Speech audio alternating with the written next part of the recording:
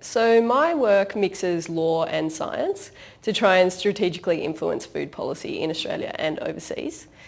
Here at the George Institute, we've got a database of the food supply which looks at the nutrient and labelling of around hundreds of thousands of packaged foods.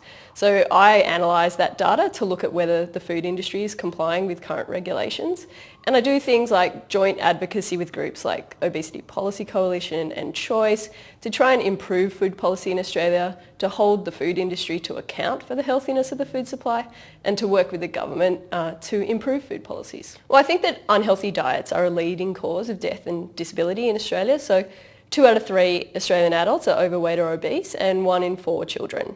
And excess weight is a really leading risk factor for things like heart disease, type 2 diabetes, and some cancers. I've had the pleasure of supervising Ali throughout her PhD, and a PhD is a time when you have to do a lot of academic work, but Ali also found time for the translational piece. So, for example, she sat on the technical advisory group for the Health Star rating.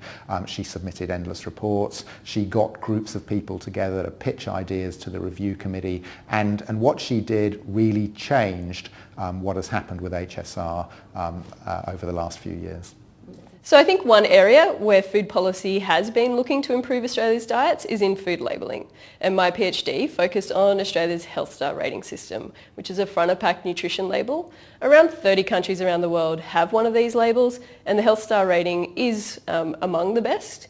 It rates foods from 0.5 to 5 stars based on their nutritional quality, and it will guide consumers towards healthier choices. I think what we've seen from my research is that in its voluntary form, Health Stars are still on less than half of all products, and mostly those that score well. So they're not giving consumers the full picture when they're shopping for products, and we really ask that this system be made mandatory so that Health Stars works for consumers and not just food companies.